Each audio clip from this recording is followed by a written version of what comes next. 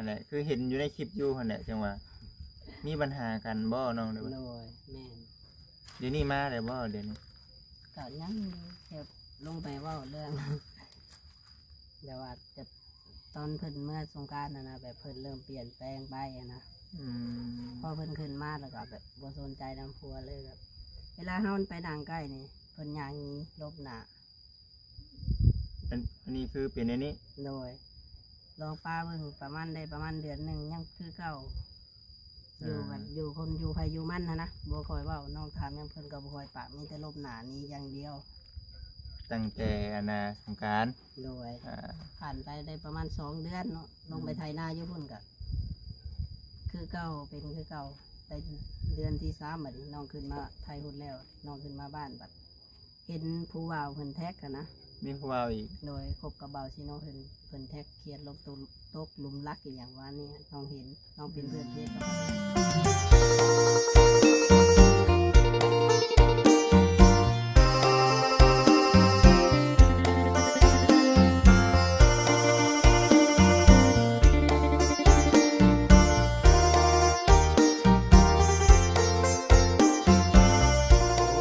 โอ้ยโดย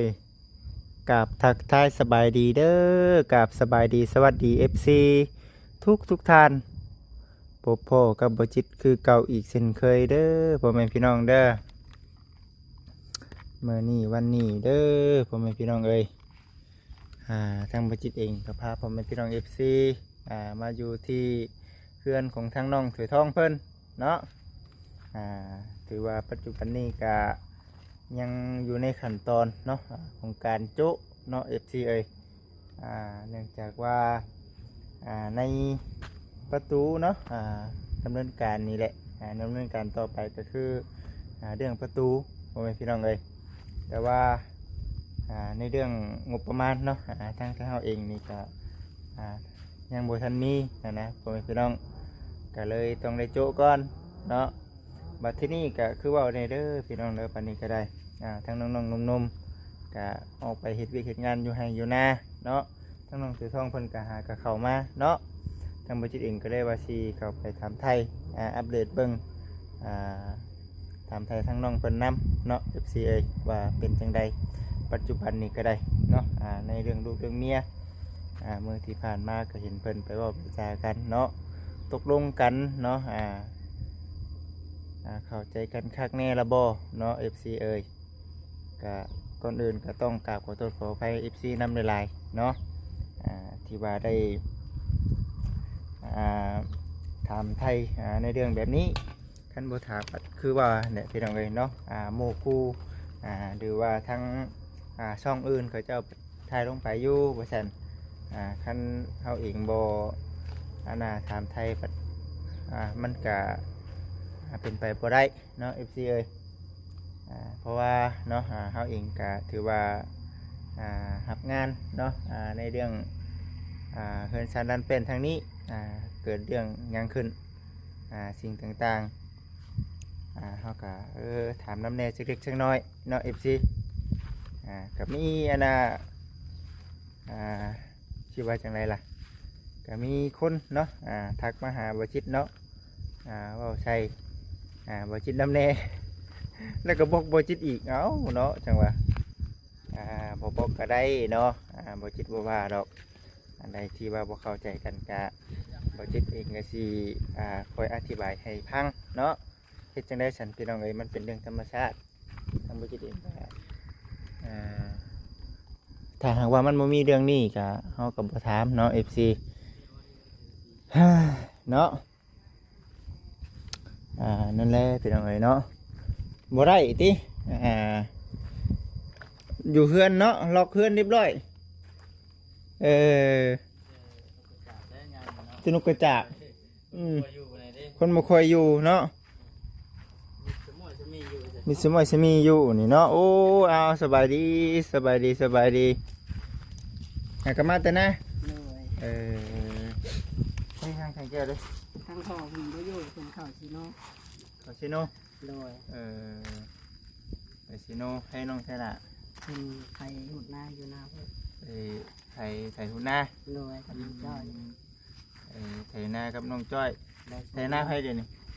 ไถนาแบบพวกน้องๆเห็ดนาเขาอะนะ นาน้องจ้อยเด้ นางจ้อยหน้าสีถาดำเลยนะ บ่ได้ มันเพิ่นรุดแล้วมันบ่ง่ายอย่างมันแฟน อ๋อ บ่ไทยก็ได้อีก บ่แข็งแล้วเนาะ โดย เบิ่งน้ำมันนี่ซื้อได้ติ ถ้าไทยดำมาเดียวเลยติ ถ้าไถนำเลยส่วนหน้าเจ้าของนี่แล้วละ โดยไทยว่านนี่แล้วมือเดียวเลยนะนาตัวเองรถไถ2 คันเลย กล้าบุ้งนี่ถือว่ามีเบิดละกัน มีหวานพอแล้ว ในเรื่องเรื่องชาติแบบนี้ได้แสนยังอยู่เนาะ โดย แล้วก็ถือว่าในเรื่องทั้งนี้เด้เป็นยังไงได้เบิดแล้วบ่เห็นว่ามีทางทีมงานเป็นเข้ามาเช่นนั้นเช่นนี้ เบิดแล้ว ดูไปแล้วเนาะ โดย ยังแต่บ้านผู้ช่วยเนาะ บ้านผู้ช่วยเพิ่นยังอยู่ในขั้นตอนยุกเสาเตะคาดเนาะถมดินแต่ว่าในเรื่องอื่นๆนี่คือยังบ่ทันมีงบพี่น้องเอ๋ยเนาะในเรื่องของทางบ้านผู้ช่วยเพิ่นบัดนี้ที่นี่บ้านที่ว่ายังบ่ทันได้สำเร็จสิ้นน่ะหนึ่งคือจะเป็นในเรื่องของทางบ้านน้องเสือทองกับทางอาณาสังพุทธนั่นแหละแล้วก็บ้านน้องสละ โดย บ้านน้องสละยังว่าใครในแล้วที่ว่าได้ขึ้นไปนอนแล้วเนาะ โดย คือว่าหันแหล้วจังหวะเนาะมื้อนี้ก็มาถามไทยทั้งน้อง โดย คือไอ้ว่าหั่นแหละคือเห็นอยู่ในคลิปอยู่หั่นแหละจังหวะมีปัญหากันบ่น้องเด้อ โดยแม่น เดี๋ยวนี้มาได้บ่เดี๋ยวนี้ ก็ยังเก็บลงไปเว่าเรื่อง แบบว่าจะตอนเพิ่นเมื่อสงกรานต์นะแบบเพิ่นเริ่มเปลี่ยนแปลงไปอะนะ อืม พอเพิ่นขึ้นมาแล้วก็แบบบ่สนใจนำพัวเลยแบบเวลาเฮาไปนั่งใกล้นี่เพิ่นย่างหนีลบหน้า อันนี้คือเป็นอันนี้ โดยลองป้าเบิ่งประมาณได้ประมาณเดือนหนึงยังคือเก่าอยู่แบบอยู่คนอยู่ไผอยู่มันนะบ่ค่อยเว้าน้องถามหยังเพิ่นก็บ่ค่อยปากมีแต่ลบหน้านี้อย่างเดียว ตั้งแต่สงกรานต์ โดย อ่า ผ่านไปได้ประมาณ2 เดือนเนาะลงไปไถนาอยู่พุ่นก็คือเก่าเป็นคือเก่าได้เดือนที่3บัดนี้น้องขึ้นมาไทยหุ่นแล้วน้องขึ้นมาบ้านบัดเห็นผู้ว่าวเพิ่นแท็กกันนะ มีผู้ว่าอีก โดยคบกับเบาชิโนเพิ่นแท็กเขียนลงตกหลุมรักอีกอย่างว่านี่น้องเห็นน้องเป็นเพื่อนเพศกับบักนั้น อืม อันนี้คือทั้งน้องกับทั้งพ่อกับแม่ผู้รักผู้ใหญ่จักภายในไปมื้อน่ะ เพราะแต่น้องก็พอสิได้ไป คือเฮาตั้งใจไปหรือว่าผู้รักผู้ใหญ่เพิ่นทางนั้นเอิ้น พอดีว่าทางนั้นบอกว่ามีหยังก็ให้แบบ มาล้มกันดี ล บ่ มกันพุ่นล่ะให้ทั้งผัวเมียเขาคอยสอบถามกันให้เว่าจ้องหน้ากันเขาว่าจ้องหน้ากันแล้วเว้าอะนะ ผู้รักผู้ใหญ่เพิ่นก็ฮู้ได้ทางนั้นก็ได้เนาะ โดยเพราะว่ามาแล้วทางน้องนี่ให้แม่โทรถามไปเบิ่งว่าแม่คือเป็นจังซั่นจังซี่นะ โอ้ อืม บัดทีนี้ในเรื่องเหตุผลของน้องเพิ่นได้เพิ่นได้บอกสู่ฟังแล้ว เพิ่นว่าเพิ่นเป็นมิ้นมาได้น้องก็ตอบว่ามันสิคือว่าเป็นมิ้น3 เดือนแล้วได้ อืม ประมาณ3 เดือนแล้ว สาเหตุเพิ่น โดย เหตุผลเพิ่น แม่น เฮ้ย ตัวเพิ่นแท็กน้องก็แค่ไว้อยู่ตัวผู้ว่าเพิ่นแท็กนะ โอ้ เขียนลงตัวรูปลักษณ์อหย่างเพิ่นว่าบ่ฮู้จักกัน เขาแท็กไปมั่วเพิ่นว่าแต่ว่ามีหมู่บอกน้องอยู่แต่น้องบ่ค่อยเชื่อปานใดว่ะ อืม จนไปเห็นบักนั้นแท็กน้องก็เอ้ามันแม่นอะลีบ่ อืม ก็เลยทักเลยให้หมู่แชทไปถามบักนั้นที่บล็อกเฟซเลยนะ อืม ผู้ชายคนน่ะ แม่น ผู้ชายคนนั้นบอกเลย แม่นแล้ว เฮ้ยพี่น้องเอ้ยเนาะ เป็นอันนั้นเนาะ ก็เพิ่นเที่ยวเขาชิโนตลอด ช่วงหนึงนะ โดย เออ น้องกับพ่อที่ผู้อยุมีอยู่หมู่ก็บอกอยู่หรอกบ่เชื่อใจนะจำแบบใดนะจนแบบเห็นกับตาเห็นในเฟซหยังจนไปเห็นกับตาไว้นี่แหละก็เลยลองไปเว่าเบิ่ง แต่ว่าในความเป็นจริงก็คือว่าเนี่ยพี่น้องเอ้ยเนาะ โดย ให้น้องๆเพิ่นคุยกันหั่นแหละทั้งสองกรรมสองภัยให้มันละเอียดเข้าใจกันคักแน่ แต่ว่าลงไปมื้อนั้นน่ะคือเข้าใจกันแบบใดเขาลงอยู่นะ คุยกันลงตัวแล้วบ่ ใครแน่บ่หรือว่าเพราะ แน่ ว่า ใด คุยแบบคุยยังไงมันเข้าใจกันนะ ดีขึ้นหรือแย่กว่าเก่า ก็ยังบ่ฮู้เลย สถานการณ์น้องตอนนี้เห็นนะ จัดไปกับเพิ่นแบบบ่ค่อยตอบอิหยังแบบคือเก่าเงียบไปเงียบมันนะ ยังคือเก่าอยู่เลย ด้วย น้องพยายามเคลียร์อย่างทุกจริงทุกอย่างแต่เพิ่นบ่ค่อยตอบ กันครั้งมันคือที่โทรหากันอยู่บ่ น้องโทรไปเพิ่นก็บ่ได้ชูรับดอก อ๋อ น้องเสร็จไปก็ขอโทษอีกอย่างแบบเพิ่นมีแต่บ่เบิ่งตอบแล้วเพิ่นก็บ่ตอบเป็นหยังเลยนะ พี่จะอ่านในชื่อบ่ตอบ โดย ลงไปเมื่อนั้นลงไปเคลียร์กันเข้าใจเมื่อนั้นนะคือตกลงมันบ่มีผลดีหยังเลย ยังบ่ฮู้เลย เนาะ โดย คือบ่ได้ก็คือบ่มีหยังดีขึ้นเลยนะเห็นบ่คือตั้งใจว่าอยากไปเคลียร์กันให้มัน ให้มันเข้าใจกัน เข้าใจกัน นะ อืมก็ได้เบิ่งอยู่เนาะในคลิปก็คือว่าแน่แหละพี่น้องเอ้ยเฮ็ดจังไดล่ะทั้งจริงๆนี่ก็บ่อยากให้มีปัญหากันนั่นแหละ โดย แต่บัดนี้น่ะคือถ้าหากลงไปในรอบแบบนี้ยังสิลงอีกอยู่แม่นบ่ ยังบ่ฮู้ได้ตอนนี้ อืม แล้วผู้รักผู้ใหญ่ทั้งนั้นเพิ่นว่านี่แหละใช่น้องเอาทางพ่อเฒ่าแม่เฒ่าอ่ะ เพิ่นอยากให้น้องนี่ลงไปอยู่หุ้น อื อื ม แต่ ม น้องบอกว่าน้องคายเฮ็ดเวียกแบบนี้แล้วมีเวียกเป็นงานทางที อืม ทางเพิ่นมีเวียกมีงานก็เข้าใจเฮาอะ อืม ทางพี่น้องก็เข้าเวียกเด้เฮ็ดเทือนตัวเองนํเด้ไทยหุดเด้ว่า เพิ่นอยากให้อันน่ะทางน้องสิทองไปอยู่พุ่นเลย โดยแต่นางเช็ดยังเคลียร์กับเมียบ่เข้าใจน้องก็บ่อยากลงบ่ได้ เออ ลงไปเลยเซยไปเซยมันแบบเวลาผัวเฮ็ดเวียกกับเมียลงไปหาดินแต่นำผู้ชายผู้อื่นแบบนี้นะไปแบบน้อง แต่ว่าในเรื่องลงไปนี่น้องโบติแม่นบ่ โดยปกติเพิ่นสิอยู่ใส่ก็ย่า เออ น้อง นั่น บ่ น่ะ ว่าหยัง เพิ่นสิให้อยู่ไสน้องก็บ่ติเนาะ โดย เนาะแต่ว่าสาเหตุที่ว่าน้องบ่ลงไปเดี๋ยวนี้ย้อนผัวเมียยังบ่เข้าใจกันทัก โดย อืม น้องก็พยายามคุยกับเพิ่นอยู่ อืม เสร็จไปอยู่คอยเว้าอยากจะให้มันเข้าใจกันขึ้นนะ อืมสิอยู่ไสก็ตามแต่เนาะคำว่า โอ้ย ผัวเมียถูกต้องปรองดองกันนี่น้อง อยู่ได้เบิด อยู่ได้เบิดเนาะ โดย พากันเฮ็ดช่วยกันหาเว้าบ่ช่างเด้บางเทื่อบางที่แบบว่าเพื่อนเฮาก็มีได้เนาะเนาะเอาเว้าไปสิแล้วพี่น้องเอ้ยเฮ็ดเวียกเฮ็ดงานทางนั้น แต่เวลาขึ้นมาพี่ก็ได้อยู่เพื่อนตัวเองนะ อ่า อยู่เพื่อนส่วนตัวของตัวเอง แม่นอยู่เนาะแต่ว่า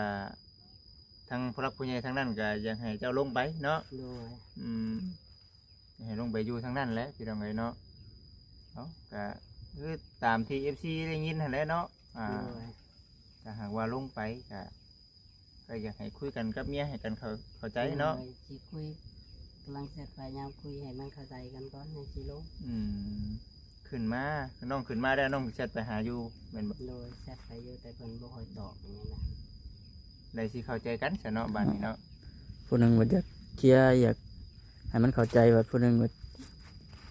แต่ว่ายังบ่ได้มีโอกาสได้เว้ากัน2 ต่อ ยังเมื่อนั้นก็คุยกันแล้วก็ย่างมานอกแล้วเอิ้นเพิ่นอยากมาให้นางแบบถ่ายคลิปกับทางไอ้เสลน้องเสลานะอยากมาเว้าเอิ้นเพิ่นมาแล้วเพิ่นย่างมาเห็นกันนั่นเพิ่นย่างกลับเลยย่าง 2บ่ถ่ายคลิปเลย โดยไปนั่งเฉยๆเอิ้นมาก็บ่มานะ เอ้ยเด้อน้องพลอยเด้อเนาะอันนี้ก็บ่ได้ว่าหยังใดน้องพลอยเอ้ยเนาะถ้าหากว่ามันเป็นจังใดก็อธิบายให้กับทางFC พังเนาะ โดย ถ้าหากว่าน้องเฮ็ดในนี่ยันแบบFC เพิ่นเข้าใจไปทางอื่น แม่น บ่อยากให้อันน่ะเกินว่าหยังลบดิกๆเนาะ อืม เพราะว่ามีหยังก็คุยกันให้มันเข้าใจนะ คันคุยกันจบมานั่นก็โอเค แม่น กันว่ามานั่งเว้าเนี่ยเว้าในกล้องว่าอืม ยอมคืนดีหยังก็เว้ากันไปอะไรอย่าง อื เงี้ย ม นี่เอิ้นมาเห็นเด้อนี่ย่างกลับเลยไปนางน้ำหมูจุเพิ่นซื้อ อืม ทางน้องกับเมื่อเลยมัน เมื่อเลยบ่ได้บอกอีก ย่างไปบอกอยู่เมื่อกันเด้อบอกพระเฒ่าไปเฒ่าแล้วก็มา อืม เท่านั้นคำเว้าเนาะ ฉะนั้นแหละ มานั่งคุย2 ต่อ 2ก็เพิ่นก็ย่างลบไปลบหน้าไปเรื่อยๆนะ ยังบ่ได้คุยกันคักแน่เลยเนาะ ด้วย เดี๋ยวสิคุยกันอยู่ในช่วงโอกาสได้กับบ้านนี้เนาะอย่าให้ถึงอันน่ะหูอย่าให้ถึงผู้รักผู้ใหญ่เพิ่นเนาะเว้าถ้า เลยเพราะว่าเรื่องมันก็บ่แม่นว่าเรื่องใหญ่เรื่องเตเรื่องน้อยเดียวนี่นาทีผู้เมียคุยกันก็มันก็เข้าใจกันแล้วก็แล้วอย่าให้มันฮอดเป็นเรื่องใหญ่หยังเรื่องสำนี้อะนะ เพราะว่าผู้รักผู้ใหญ่เพิ่นได้เว้าได้จากันได้โอ้ร่มกันแหละมันบ่คือเด็กน้อยเว้ากัน โดย ผัวเมียผิดกันอยู่พี่น้องเนาะผิด ผิดกันเรื่อยอยู่บ่เป็นหยังก็เพียงแต่จะฮอดผู้รักผู้ใหญ่ โดย นี่ก็เว้าใส่ไผก็บ่จิตเองก็เคยผ่านมาเนาะ โดย ก็คำว่าน้องๆมีปัญหาแบบนี้ก็มันอุกอังใจพี่น้องเอ้ยเนาะ มันบ่ดีทั้งสองกรรมสองพายซะพี่น้อง FC เอ้ยเนาะบ่แม่นว่าบ่จิตดีแล้วก็บ่แม่นว่าจังไดได้บ่จิตมานั่งเว้ากับน้องเพิ่นนี่ก็บ่ได้ดีเนาะบ่จิตเองก็เพียงแต่ว่าคำว่าคำจาที่ว่าแนะนำไปทางที่ว่ามันสิดีให้แหละ โดย เพราะว่าเห็นทั้งน้องๆเป็นแบบนี้ก็เนาะบ่อยากให้เป็นคือกันเนาะ โดย แต่ว่าในความคิดนะว่าคือทั้งน้องเพิ่นนี่ถ้าหากว่าถูกต้องปรองดองกับลูกกับเมียก็ อยู่ใช้ก็อยู่ได้ ใส่ก็ได้เนาะ แม่ หักแพงกันในอนาคตน่ะบ่ยากเลยพี่น้องเนาะ แต่ตามที่ได้ยินทั้งน้องเพิ่นว่ามาคือว่าตัวผู้อยู่พูดแล้วเมียบ่ปากน้ำ อยู่พี่ก็คือกันเลย อยู่พี่คือกัน บ่ฝากว่า น้องทำเลยว่าลองเบิ้งว่าลองไปอยู่เพิ่นเบิ้งหรอก อืม ทางน้องก็พยายามถามเพิ่นแบบให้หยังกับเฮาอะนะมีหยังก็บอกโลดเฮาเฮ็ดผิดอีหยังอะ อืม เพิ่นบ่ฝากบอกบ่มีหยัง อืม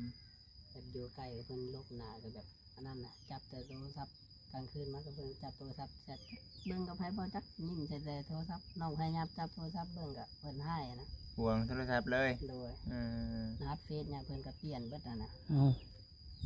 บ่ให้ฮู้หยังเลย โดยเพิ่นสิคุยกับไผก็บ่ฮู้ เออ ขึ้นมาพี่แล้วน้องก็เปลี่ยนรหัสเฟซน้องก็เพิ่นเปลี่ยนแล้วเด้เพิ่นเปลี่ยนได้2-3 เดือนแล้วน้องขึ้นมาน้องก็เปลี่ยน เออเฮ้ยพี่น้องเอ้ยเนาะให้คำแนะนำจังไดดีแหละพี่น้องเอ้ย FC เพิ่นก็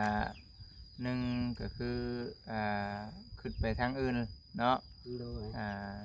ก็หลายอย่างหลายแนวอยู่แต่ว่าทั้งน้องเองก็พิจารณาเบิ่งให้คักๆเนาะ โดย ก่อนที่ตัดสินใจอิหยังก็ได้มีแต่พังเบิ่งแต่ว่าหากบ่แล้วเนาะคำเป็นในนี้เนาะ โดย หากบ่แล้วเด้พี่น้อง บ่แม่นมื้อใดก็มื้อหนึงที่ว่าจะได้ ต้องได้เว้ากันอีก ได้เว้ากันอีก ลงไปมื้อนั้นได้เสียทั้งพ่อกับแม่เพิ่นบ่ได้ว่าหยังบ่ทั้งพ่อเฒ่าแม่เฒ่า บอกมีแต่เพิ่นอยากให้น้องน่ะคันว่าแล้วอันนั้นที่แล้วเวียกแล้วงานแล้วเพิ่นอยากให้น้องน่ะลงไปอยู่พุ่น อืมลงไปก็ขอให้ได้เว้าได้จากับเมียก่อนเนาะ โดยคำว่าแบบซื้อไปซื้อมันเป็นอยู่กับบ่กล้าไปแล้วน้อง จักสิเว้าจักสิปากน้ำไผติ ที่เว้ากับไผลงไปอยู่กับแบบอยู่คน เฮา ละแจ เฮาก็อาศัยน้ำเมียเนาะแม่นว่าเพิ่นว่า อืม ไปอยู่เพิ่นบ่เฒ่าไม่เฒ่ากันเนาะ ก็ฮู้อยู่ดอกอะนะ อันนี้คือเหตุผลเนาะ โดย ถ้าหากว่าน้องสองคนหักกันก็คุยกันเนาะคุยกันให้มันเข้าใจแล้วก็เฮ็ดจังได๋ซั่นฮอนยามให้ยามหน้าก็เข้าใจอยู่เนาะ โดย ก็เฮ็ดเฮ็ดงานช่วยกันนั่นแหละมันหยังก็ได้เนาะ โดย กำหักเพลงกันนะมันบ่วันดอกพี่น้องเอ้ยมันหยังก็ได้นะหักกันเพลงกันนะมาช่วยกันหาทางออกนะมันได้เบิดเนาะ โดย แนวใดก็ให้อภัยกันก็ให้ได้เนาะ โดย นอกจากว่าเฮาสองคนหักกันบ่เพียงพอมันเป็นจังเป็นแนวนั้นนะพี่น้อง โด เอ้ ย ยนี่แต่ว่าถ้าปรับเนาะกำลังปรับอยู่หักคือยังบ่เห็นทางแม่นบ่ แม่นเพิ่นมื้อนั้นเพิ่นบอกว่าเพิ่นสิยอมปรับเว้าน้ำนั่นน่ะนะเพิ่นนั่งเว้าเนี่ย แต่ว่าผู้เป็นเมียนี่ติเตือนหยังน้องบ่ได้ติหยังเลยบ่เด้อ บ่ได้ บ่จักหยัง โดย บ่จักว่าตัวเองผิดหยัง บ่จักเลยมีแต่น้องเว้าออกวันนั้นเนี่ย มีแต่ว่าในเรื่องถ้าหากว่าเว้านี่คือผู้รักผู้ใหญ่ให้อย่าให้ลงไปเนาะ โดย แต่ว่าในเรื่องเมียนี่คือเฮาบ่ฮู้ว่าเมียให้หยังเฮา แม่น อืม เพิ่นก็บ่ยอมเว้าหยังออกมาว่าซั่นติ บอกเพิ่นบ่ได้เว้าหยังในตัวน้องเลยนะ อืม มีแต่น้องเว่าแต่ตัวนั้นตัวที่เพิ่นเฮ็ดที่น้องบ่พอใจนั่นแหละ อืมเฮ็ดหยังบ่พอใจ ก็ไปแบบไถนากับเพิ่นแบบไปวนแต่น้ำผู้ชายผู้อื่นป้ายผัวไถนาผู้เดียวเพิ่นไปดิ้นน่ะนะ ไปดิน อยู่ใช้อยู่บ้าน อยู่บ้าน เพิ่นอยู่บ้าน โดย เออ ไปหาดินแบบไปกับหมู่ชาย แม่นบ่ล่ะแม่นความจริงบ่ไปหาดินหมู่ใช่ โดย อย่าว่าน้องไปเว้าเอาซื่อนะ บ่ เห็น น้ อ อง ยู่ ก็ค่อยเห็นนะ โอ้ เพิ่นย่างไปเล่นแบบเขาไทยหน้าย่างแล้วไปเล่นไป โอ้ ไปนั่นแหละ บัดเจ้าของบัดผัวไถนาอยู่ โดย เมียบัดบ่สนใจ โดยแบบมาเฮือนกับแบบเซยไปเซยมัน อื นะนะ มเมื่อเฮือนพุ่นเขานำจำปาเมียเฮ็ดให้กินอยู่แล้วว่า เพิ่นก็เฮ็ดอยู่เพิ่นเฮ็ดแล้วก็เพิ่นกับบ่ได้สู่กินนํกันดอกมีแต่น้องอยากให้น้องหากินเองอะนะ เออ มีแต่เห็นพ่อเฒ่ายังกินแล้วก็ถ้าไม่เฒ่าเอิ้นเอาไปนั่งกินน้ำเขาเมียแบบเมียบ่ได้กินเขาวรวมผ้ากันนะ เอ้าน อนอยู่พุ่นได้ฮะ นอนกับแบบแจ้ไผแจ้มันนะก็น้องอดบ่ได้แล้วน้องจะขึ้นมาพี่ อยู่เจ็บให้เจ็บมัน โด เนาะ ย นอนไผนอนมันแบบบ่ได้เว้านํกันนะว่าเฮ้ยมื้ออื่นเฮาเฮ็ดหยังต่อ โด บ่ ย มีแบบนั้น บ่มีเลย เอ มี อ แต่ตื่นมามีแต่เอาไปให้เวียดไทยนาแล้วแล้วก็ขึ้นมา เนาะ อืม ตัวนี้ก็มันอยากให้เข้าใจกันนั่นแหละคุยกันก่อนแต่ว่าน้องนี่ฮักมันบ่ โดย อันนี้ก็พังเบิ้งเนาะอันนี้ก็ทั้งบริษัทเองก็คือว่าเนี่ยนะพี่น้องเรายังไม่ได้ถามไทยทางนั้น โดย เพราะว่าหนึ่งคือเขาเองก็ทั้งสองกรรมสองพายเนาะทั้งเหตุผลทั้งสองกรรมสองพายเพราะว่าอย่างเนาะคือทางบริษัทเองก็คือว่าเนี่ยเนาะช่วงแรกๆก็รับเรียกรับงานเนาะในเรื่องของทางเพื่อนชันนั่นเป็นของทางน้องเสือทอง โดย และมีปัญหาแบบนี้เกิดขึ้นกับบ่สบายใจคือกันเนาะ โดย หลายสิ่งหลายแนวเนาะย่านทั้งผู้รักผู้ใหญ่เพิ่นเนาะคิดว่าจังไดล่ะเนาะคิดคิดว่าจังไดนะเพิ่นว่าเสียความรู้สึกเนาะเสียความรู้สึก แม่น เพราะว่าที่ผ่านมานี่ทั้งน้องถือทองนี่ก็หลายเรื่องหลายแนวที่ว่ามีเรื่องมีราวเกิดขึ้นเนาะ ทางบอต้าเพิ่นเนาะฮัลโหลบอต้าสบายดี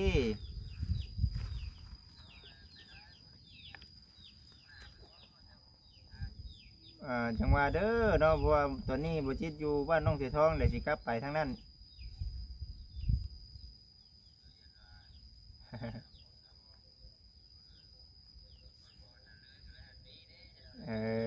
โอเคกำลังสิขึ้นไปบ่โอเคโอเคโอเคเอาเดินทางโอเคเอาเดินทางปลอดภัยเดินทางปลอดภัยโอเคโอเคเนาะ เฮ้ยรถมีครบอยู่เป็นยังญาติตำรวจพี่นะ ถามทางในบริมีหัวหน้าบ่ใช่บ่ตาเนาะใบขับขี่ก็มีแหละหนังสือก็มีแหละญาติบ่ซักเนาะคือบ่จิตใครดอกเนาะบ่มีใบขับขี่เนาะแต่ว่าทักอยู่ไหนก็ต้องอยากให้เคลียร์กันไว้ๆนั่นแหละเนาะ ทางเดียวถ้าบางคำคิดว่าทางออกทางเดียว คือแบบมาเว่า2-2อ่า ก็ร่วมกันก่อน แต่ว่าปัญหาหลักๆเลยคือทั้งสองคนไม่ได้คุยกันว่า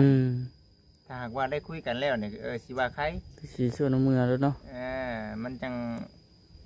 นั่นเลยพี่น้องเอ้ยเนาะมันจังบ่เป็นปัญหาใหญ่เนาะ โดย ถ้าหากว่าทั้งผัวเมียคุยกันบ่โอเคแล้วน่ะจึง หาทางออกไปเถอะติ ผู้รักผู้ใหญ่เนาะ นี่เพิ่นว่าภายหนึ่งอยากเคลียร์ภายหนึ่งแบบ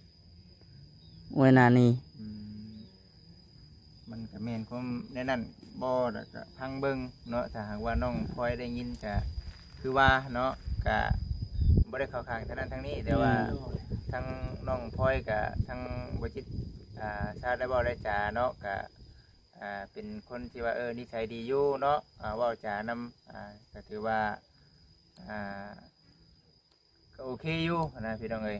แต่พอเกิดเรื่องขึ้นแบบนี้ก็เนาะคุยกันให้มันเข้าใจก่อนกับทั้งผู้เป็นลูกเป็นผัวเฮาเนาะ โดย ตัดสินใจคักแน่เนาะก่อนคิดอีหยังก็ได้มั่นใจเจ้าของก่อนเนาะ โดย นั่นแหละจังว่าก็เลยหักเสียใจตัวนี้ โดยเสียใจเสียความรู้สึกกันเลยที่เมียเห็นแบบนี้นะ คิดอยู่เนาะ โดย คิดเสียใจอยู่หักมันเห็นหยังมาได้บ่เนี่ยเนาะ แม่ คันซีไปหาทั้งพ่อเฒ่าแม่เฒ่าเมียตัวเองบ่เว้านำก็มันก็คือเก่า บ่ได้ เนาะ เลย ก็สิไปอยู่ไปนอนแบบ บนนอนลูกเมียแบบสิเกียมให้อยู่บ่บัดนี้เนาะ โดย พาข้าวพาน้ำเนี่ยก็ขึ้นอุกอีกไงเนาะ แม่ กินข้าวก็บ่แซ่บเลยเนาะ โดย เพราะว่าบ่ได้กินข้าวผมพากันอุกอังใจเลยพี่น้องเอ้ยเนาะตัวนี้มันก็คือว่าเลยพี่น้องเอ้ยเนาะรอพังไปเลยพี่น้องเด้อเนาะว่าสิเป็นจังไดแต่สร้างแก้วเพิ่นว่าได้ซะแบบนี้ ท่านก็จะจัก บ่จักบ่ โดย แสดงว่าตัวนี้ยังเฮ็ดหยังบ่ได้คันสิให้น้องชายหล่าลงไปเคลียร์กับบ่แม่นแนวเนาะบ่กล้าคือกันบาดนี้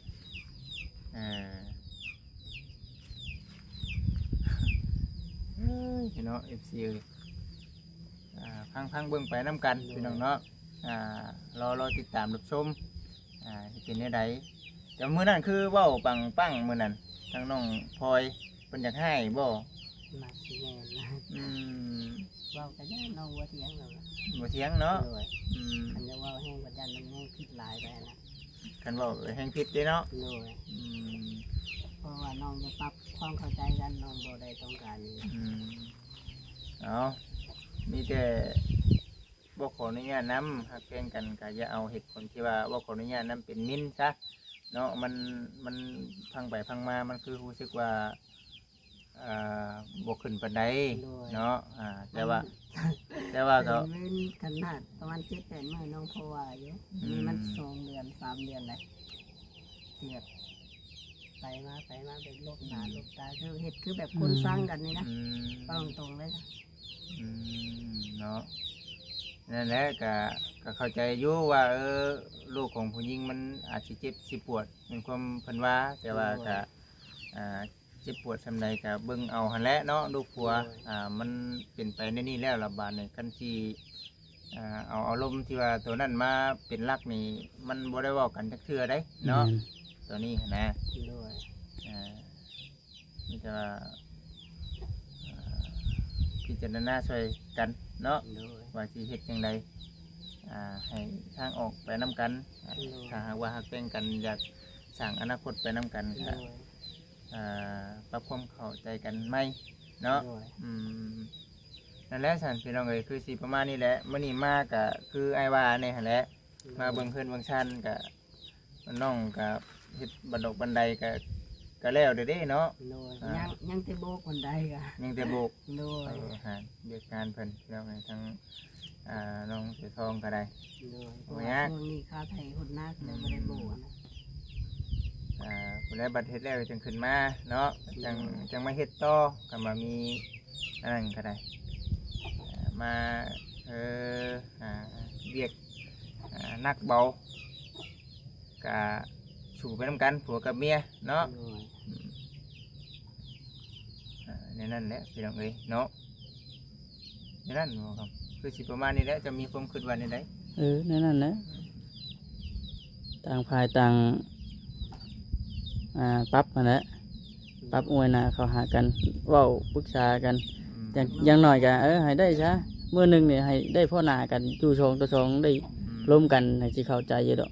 คันว่าทางน้องคันน้องเฮ็ดผิดหยังขอเพียงให้เพิ่นบอกว่าน้องยอมทุกสิ่งทุกอย่างเลย ตัวนี้แหละพี่น้องเอ้ยเนาะขอพิจารณาไปน้ำกันเด้อสันเด้อพี่น้องเด้อเนาะแล้วก็รอเบิ่งรอชมไปน้ำกันว่าสิเป็นจังไดเนาะ โดย มีแต่ว่ากลมให้เมียปรึกษากัน ปรึกษากันนั่นแหละ สองคนเฮาก่อน สองคนก่อนเนาะปรึกษากันสองคนก่อนบ่อยากให้มันเป็นเรื่องเป็นราวเด้เนาะผู้รักผู้ใหญ่เพิ่นได้เว้าได้ว่าแล้วเป็นทั้งใหม่เด้บัด ทาง นี้ ใหม่แล้วบัดนี้ เป็นทั้งใหม่ดิมันบ่เข้ากันเจ้าก็ขึ้นเสียงเพิ่นก็ขึ้นเสียงแล้วว่าโต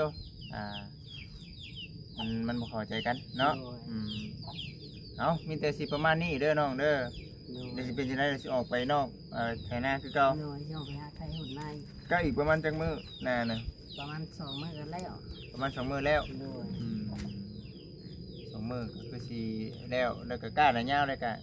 โอ้ยจ้าบ่ได้ยาวบ่ได้ดอกมันหากระโปรง กล้าหากระโปรงเนาะ โดยเพราะว่ามันบ่ค่อยมีฝนทางนี้นะ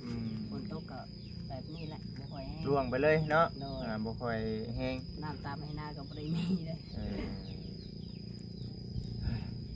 เนาะไปซั่นเด้อ โดย มีแต่จังใดก็เข้าใจกันนั่นแหละพี่น้องเอ้ยเนาะตอนนี้ปัจจุบันนี้ยังหาทางออกบ่เห็นเนื่องจากว่าทั้งสองคนยังบ่ทันได้เว้าได้ว่าพี่น้องเอ้ยเด้อมีแต่รอเบิ่งรอชมไปนํกัน FC เนาะมาบ่ครับเดี๋ยวน้องเอ้าสบายดีก่อนไหม โดย สบายดีสบายดีสบายดีโอ้ยพี่น้องเอ้ยเนาะคือสีประมาณนี้แหละเฮ้ยแม่นบ่น้องพลอยเนาะเป็นคือทั้งน้องเสือทองว่าบ่ล่ะเนาะมีหยังกับปรับความเข้าใจหากันก่อนได้น้องเอ้ยเนาะเฮาอายุยังหนุ่มน้อยเนาะมันเป็นในนี่เลยกะเรื่องเทื่อเรื่องทีสียังบ่ทันคิดเทื่อเนาะหรือว่าคิดดีแล้วบ่เนาะเป็นจังไดก็ได้